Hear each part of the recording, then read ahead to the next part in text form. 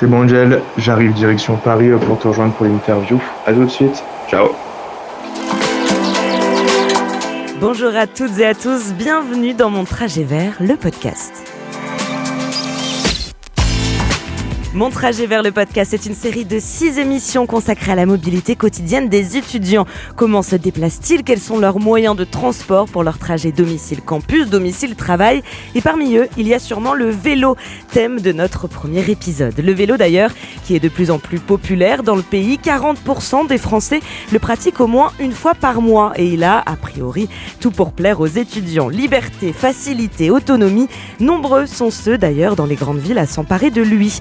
Mais l'usage du vélo est illégal selon les territoires. Et puis, comment expliquer que selon plusieurs enquêtes, les étudiants plébiscitent le vélo sans pour autant toujours l'adopter dans leur trajet quotidien? Quels sont les freins au déploiement de la bicyclette, comme on dit? Comment les universités et grandes écoles peuvent-elles accompagner la pratique du vélo quotidien? Mon Trajet Vert, c'est avant tout un podcast de solutions concrètes. Nous allons donc donner la parole à des étudiants et des experts pour mieux comprendre ce qu'implique l'usage du vélo pour les étudiants et surtout comment le déployer à plus grande échelle parmi les jeunes générations. J'ai moi-même pris mon vélo, mais pas que, pour rencontrer Mathieu, 25 ans. Il est étudiant au CESI d'Arras depuis 5 ans, est actuellement en master management de direction opérationnelle et innovation. Pourquoi Mathieu? Parce qu'il n'est plus question pour lui de quitter son vélo.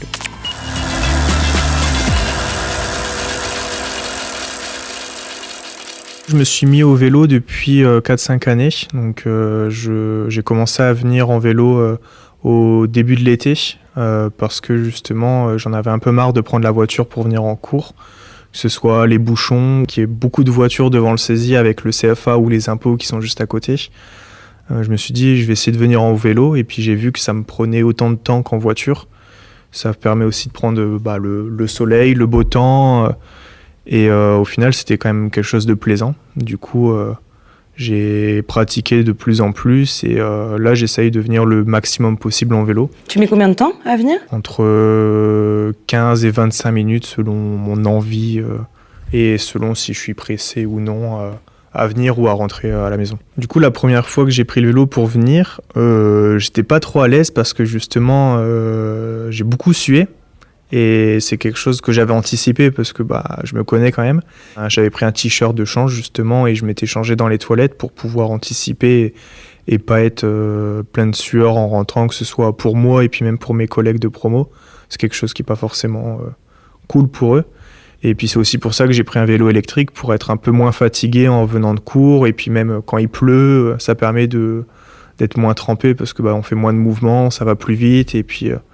ça permet aussi de plus profiter malgré tout, même si ça fait un peu moins sport, on va dire. C'est assez simple pour moi d'aller en cours à vélo parce que Arras, c'est quand même une ville qui a des pistes cyclables assez bien formées où il y a eu des travaux récemment justement pour faire de belles pistes cyclables, même si je les prends pas forcément parce que ça me fait plus un détour. Et au CESI, en tout cas, depuis les travaux aussi qu'il y a eu avec le nouveau bâtiment, ils ont installé des racks à l'intérieur de l'établissement, enfin de la clôture de l'établissement, où on peut mettre nos vélos, les trottinettes électriques pour certains. Et du coup, ça permet là, avec les travaux du CESI, de se sentir en sécurité. Je peux laisser mon vélo là sans problème. Même, je pense que s'il n'est pas attaché, j'aurais pas trop de crainte en tout cas à le déposer avec les nouveaux travaux que le CESI a pu faire sur l'établissement. Ouais. Tu disais que ça pouvait avoir un intérêt financier. Tu le vois de quelle manière cet intérêt-là? Je le vois sur mes allers-retours parce que typiquement j'ai le vélo électrique depuis octobre l'année dernière et si je compte sans les pleins pour les vacances ou ce genre de choses, j'ai pas fait 3 pleins depuis plus d'1 an quoi. Enfin, c'est beaucoup le côté financier, même s'il y a un peu d'environnement où on se dit, c'est vrai que quand je passe de 1 plein par semaine à 1 plein tous les 3-4 mois, c'est financier, mais tu te dis que même, j'ai déjà fait mon bilan carbone pour voir un peu ce que je consomme en carbone, et le fait de ne pas utiliser la voiture, en fait, ça réduit vraiment fortement le bilan carbone, même si... Quand je me dis je vais prendre le vélo, je me dis pas tiens je vais prendre le vélo pour justement réduire mon empreinte carbone. Je pense que c'est un tout, c'est un peu un cycle où forcément c'est économique, mais du coup le économique lie avec l'environnement et le bien-être et en fait à chaque fois c'est la même chose et puis des fois la voiture, t'es dans les bouchons et puis tu vois un vélo te doubler. Et du coup, tu te dis, ouais, le vélo, pourquoi pas. Et j'ai déjà fait l'expérience où je suis parti en même temps qu'un de mes collègues de promo, où justement, qui habite pas très très loin de chez moi. Et je me suis retrouvé à le doubler sur la route parce qu'il était dans les bouchons. Puis j'ai vu sa voiture, je fais un petit coucou un peu pour le narguer, pour lui dire je t'ai doublé, je suis en vélo, toi non. Et puis du coup, depuis il a vendu sa voiture, il vit en bus, mais Quand on partait de bon matin, quand on partait sur les chemins, à bicyclette, nous étions quelques bons copains. Il y avait Fernand, il y avait Firna, il y avait Francis et Sébastien, et puis Paulette. On était tous amoureux d'elle, on se sentait pousser les ailes à bicyclette. Est-ce que tu prends le vélo dans le train ? du coup non, parce que mon vélo est un peu trop gros. Même si j'ai un vélo électrique qui se plie. Sauf que le train, c'est assez compliqué de le prendre, en tout cas pour remonter sur Arras, parce que c'est des TGV qui n'acceptent pas forcément le vélo. Faut qu'il soit plié sous bâche. Le vélo fait 40 kg quand même, donc c'est pas forcément évident. Après, je sais que sur Rochefort, je suis déjà allé plusieurs fois sur La Rochelle en train, où j'ai pu mettre le vélo sans problème. Les contrôleurs, ils font une tête un peu estomaquée, ils se disent c'est quoi de ça, et puis quand je leur montre que ça se plie au final, ils disent rien, et puis ça passe quand même assez bien. Est-ce que tu penses qu'il y aurait des choses à améliorer ? Là, on parlait du train. Est-ce que tu penses que à Arras ou ailleurs, il y aurait des choses qu'on pourrait faire pour que ta pratique du vélo se passe mieux ? Ce serait compliqué de trouver des choses à améliorer. C'est quelque chose qui, je pense, coûterait quand même relativement cher. Après, c'est vrai que par exemple, la ville d'Arras ou même à La Rochelle, il permet d'avoir des vélos en location. Ou par exemple, Arras, je l'avais déjà loué donc il y a quelques années.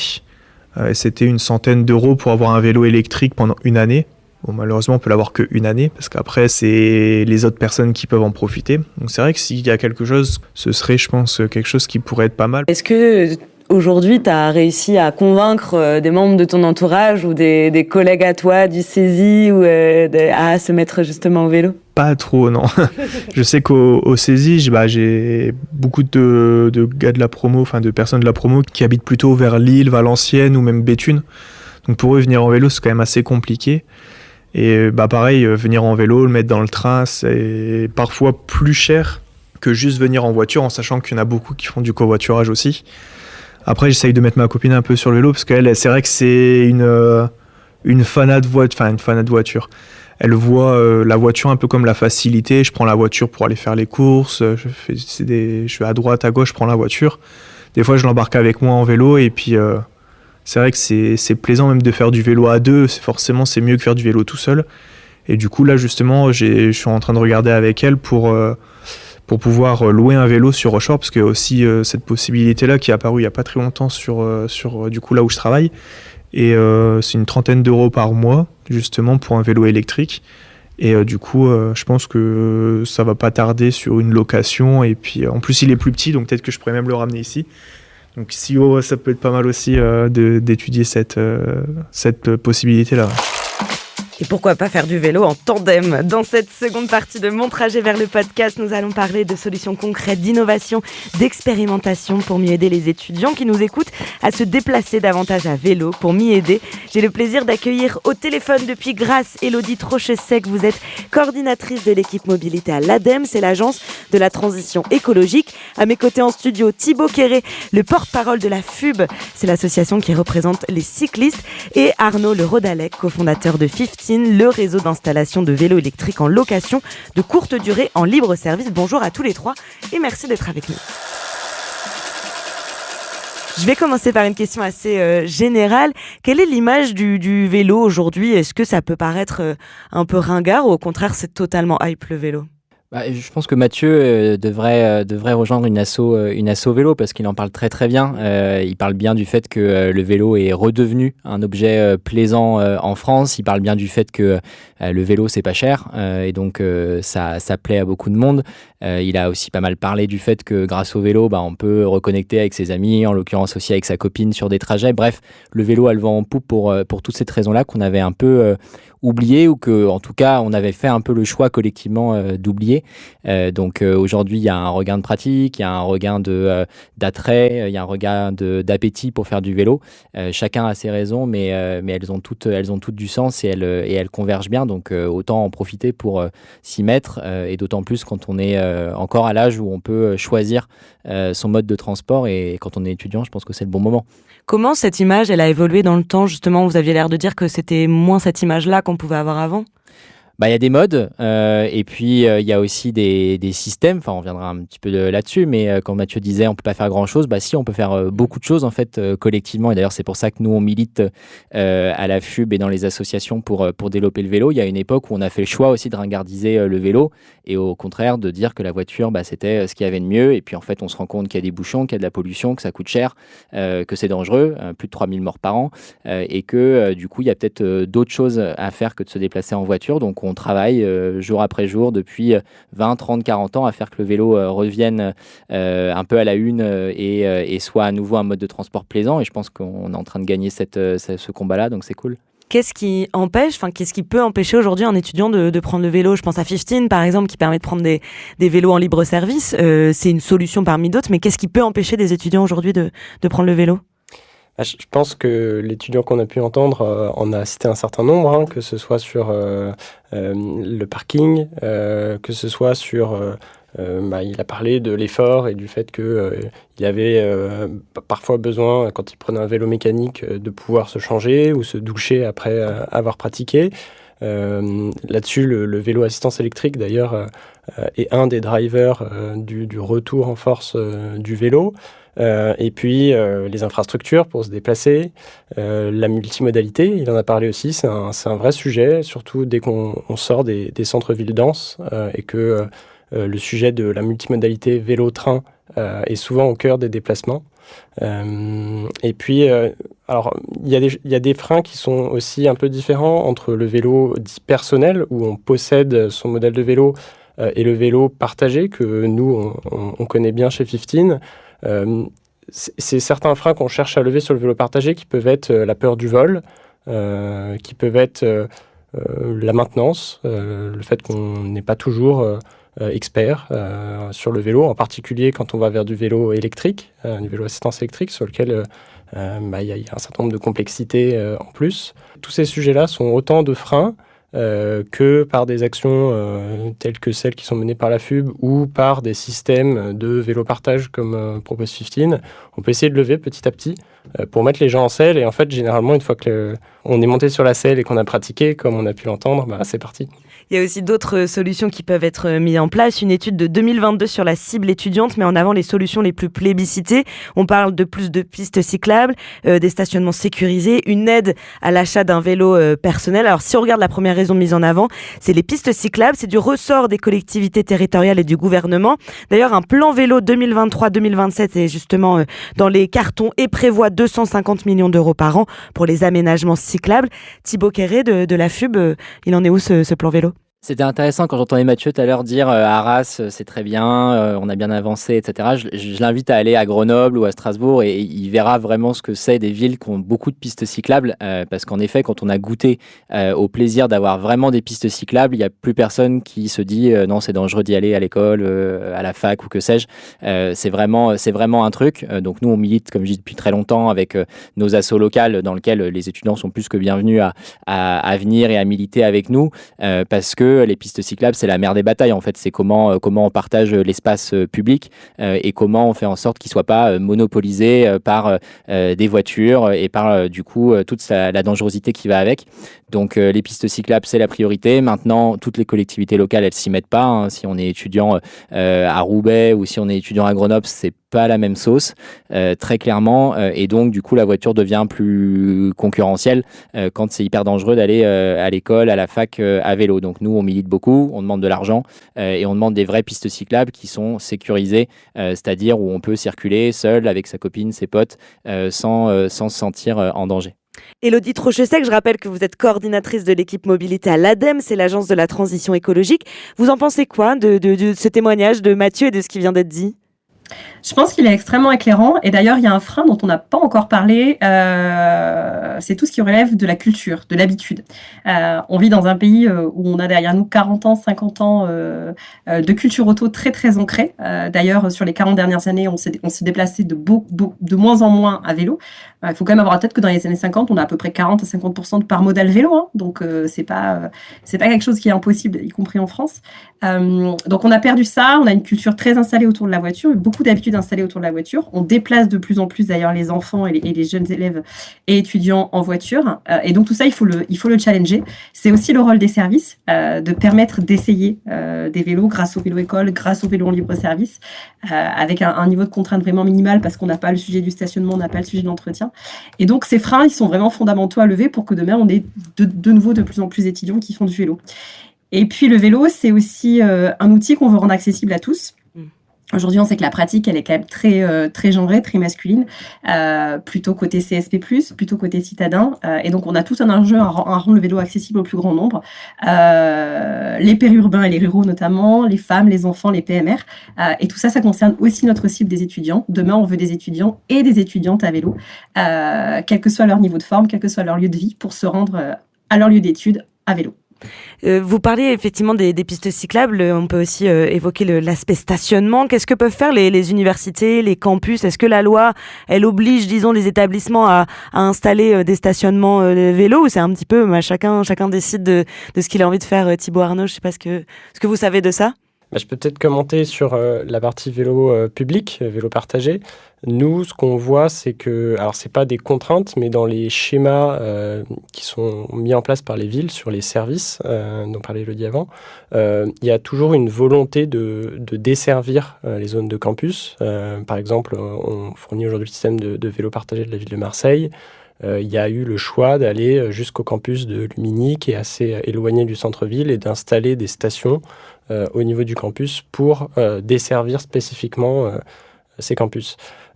Et ça, généralement, ça s'accompagne, au-delà du stationnement, d'offres tarifaires spécifiques, alors qui sont généralement pas étudiants, mais plutôt moins de 26 ans.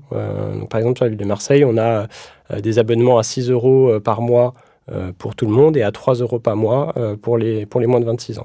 Donc en fait, avec à la fois cette accessibilité des services sur les zones de campus et sur les zones d'habitation et des offres tarifaires attractives, en fait, c'est un des leviers qu'on a pour aider les étudiants à monter en selle. Parce que c'est vrai que c'est un peu ce qui ressort aussi de ce témoignage de Mathieu, c'est les finances aussi, c'est le budget. Ça coûte combien en fait aujourd'hui d'acheter un vélo et quelles aides existent ? Il y a plein de sujets qui ont été évoqués. Moi, je voulais juste rebondir sur quelque chose par rapport à la bagnole et le fait qu'on continue. Enfin, il y a encore beaucoup d'étudiants, évidemment, qui utilisent la voiture. Nous, dans l'étude qu'on avait menée en 2022, je crois, sur un peu plus de 2000 étudiants, ce qu'on voyait qui était assez marquant, c'est la différence entre les étudiants qui habitent chez leurs parents et ceux qui n'habitent pas chez leurs parents. Quand on n'habite pas chez ses parents, alors si tout va bien, on peut avoir un hébergement de type Crous, sinon une coloc ou un habitat un peu plus proche de la fac. On voit qu'il y a un fort différentiel, vraiment, c'est hyper important entre ceux qui habitent chez leurs parents, qui utilisent beaucoup la voiture, plus de distance, et puis du coup, de fait, l'accès potentiellement à une voiture du foyer pour aller à l'école, enfin pour aller à la fac, pardon.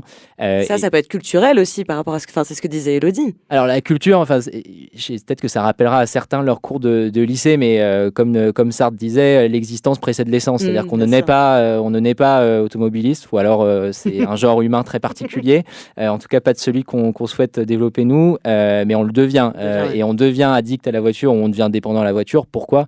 Parce que autour de vous, vos maires, vos députés, vos présidents de la République, etc., ont fait le choix de vous assigner à la voiture. Donc le fait de pouvoir réussir à se dégager de cette contrainte et faire en sorte de se déplacer autrement, ça demande à la fois une forme de révolution personnelle.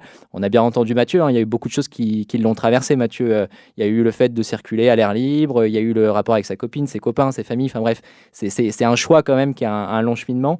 Et puis après, il y a les choix collectifs. Et quand on n'a pas de piste cyclable, pas de garage à vélo à la fac, qu'on manque de se faire tirer son vélo tout le temps, c'est clair que c'est un peu moins simple de passer le cap. Donc il y a vraiment cet enjeu d'accès à cette autonomie, de s'émanciper de la voiture, ce qui n'est pas simple, et pour ce faire aussi de militer le plus possible pour revendiquer des pistes cyclables, des garages à vélo. on peut militer dans sa fac. Les syndicats étudiants, c'est aussi leur rôle que de comprendre quels sont les besoins. Et quand on sait que presque un étudiant sur 5 a des problèmes pour se nourrir à la fac, et qu'il y a un gros problème de croissance de la précarité étudiante, le fait de passer de la voiture au vélo, c'est quand même un moyen aussi de moins sauter de repas.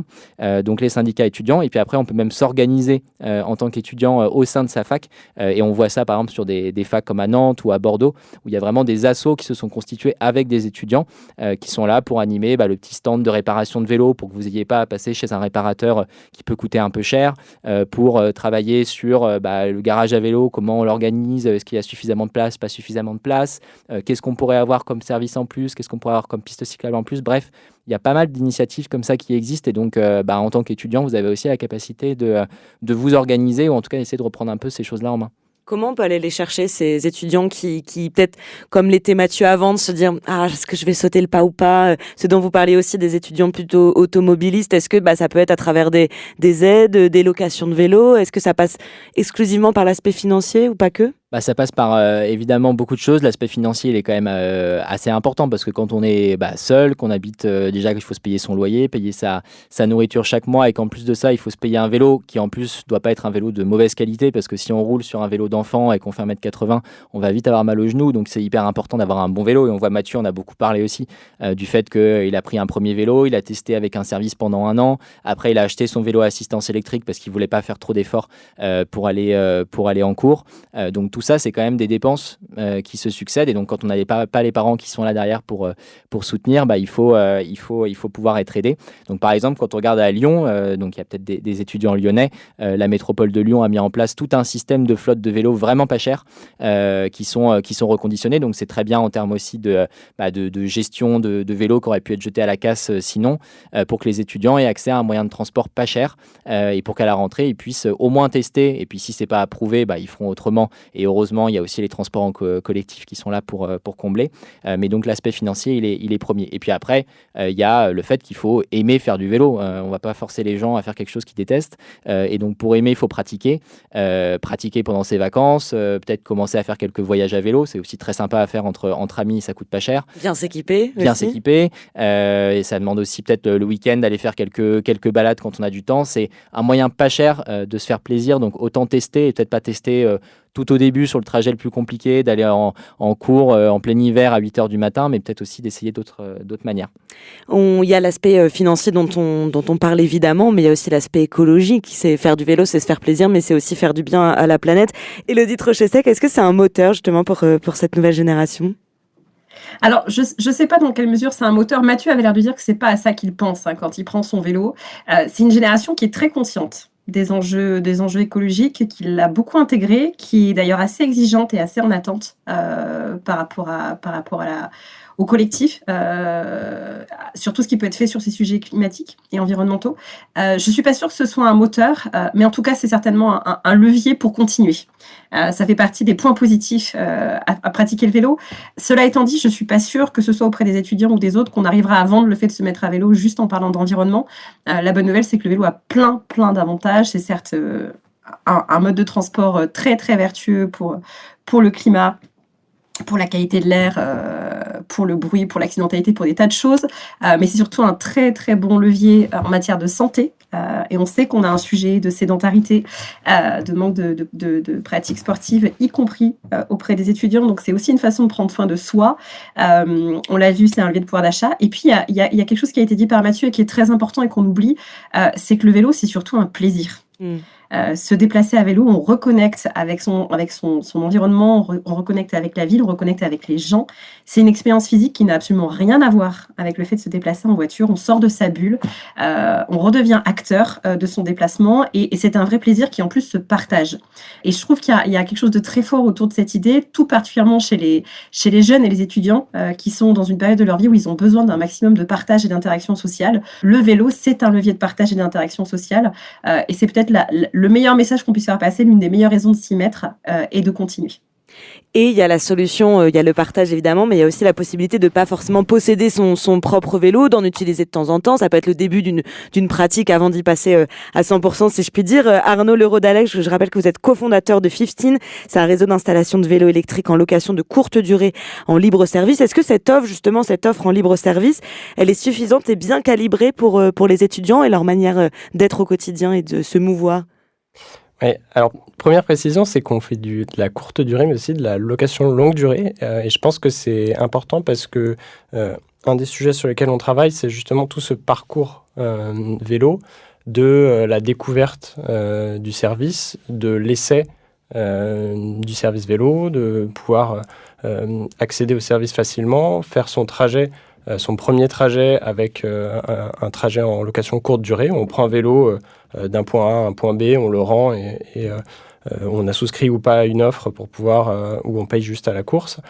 Et puis pour des utilisateurs plus récurrents, nous on propose aussi des systèmes de vélos en location longue durée. Et c'est assez intéressant parce que on a des villes sur lesquelles on déploie les deux services en parallèle. Et on voit que les 3/4 des utilisateurs du service en location longue durée ont été utilisateurs au préalable de la location en courte durée. Donc on a vraiment un peu un parcours de découverte, d'adoption qui peut se terminer, et là ça sort de ce que nous on fait, vers l'achat, je découvre, j'utilise de plus en plus régulièrement et éventuellement à la fin j'acquiers mon vélo. Et ça je pense que c'est important et c'est vraiment quelque chose qu'on voit effectivement sur le service et que nous on pousse parce que l'essayer, et en particulier le vélo assistance électrique, c'est l'essayer, c'est l'adopter, mais en même temps il y a un coût d'achat initial qui est important.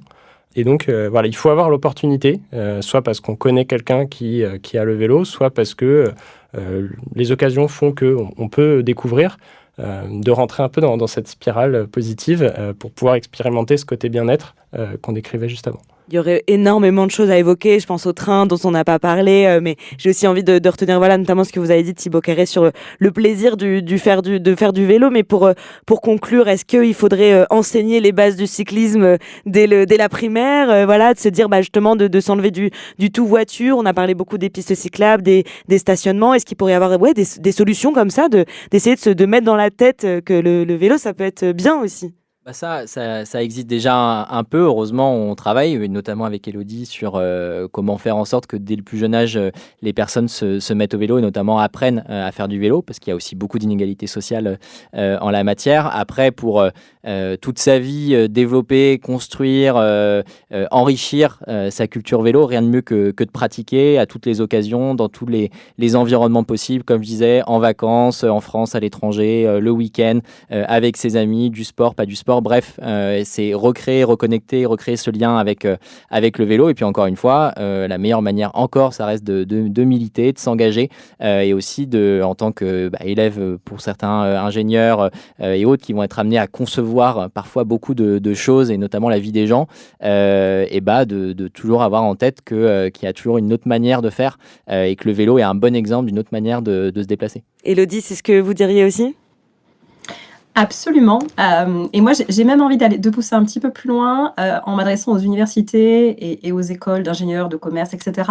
On a démontré du côté des employeurs que un salarié qui se déplace à vélo, il est plus souvent à l'heure, il est moins souvent absent, il est plus productif.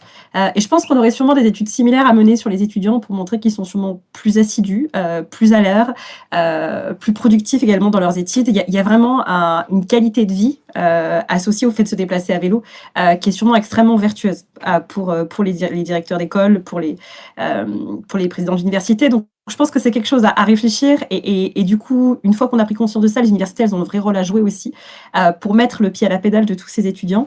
Et je voudrais juste finir là-dessus. Il y a un outil qui est extrêmement utile et qu'on aime beaucoup à l'ADEME, c'est le principe des challenges mobilité ou des challenges vélo. C'est l'occasion de gamifier en fait des essais de vélo et des challenges sur une journée, sur une semaine pour inciter le maximum d'élèves et de professionnels de l'université ou de l'école à venir à vélo. Et pour beaucoup, c'est souvent la première occasion d'essayer de faire le trajet à vélo ou d'essayer un VAE. Et ce sont des occasions en fait de tout changer parce qu'on a essayé et qu'on s'est aperçu en conditions réelles que ça pouvait fonctionner. Donc voilà, moi j'invite vraiment tous les présidents d'université et directeurs d'école à réfléchir à ce type d'outils pour demain avoir plus d'élèves qui se déplacent à vélo pour d'encore meilleurs résultats. Un grand merci à tous les trois d'avoir répondu à nos questions. Merci à Mathieu de Saisie Arras pour son témoignage. On se retrouve dans un prochain épisode où il sera question de covoiturage.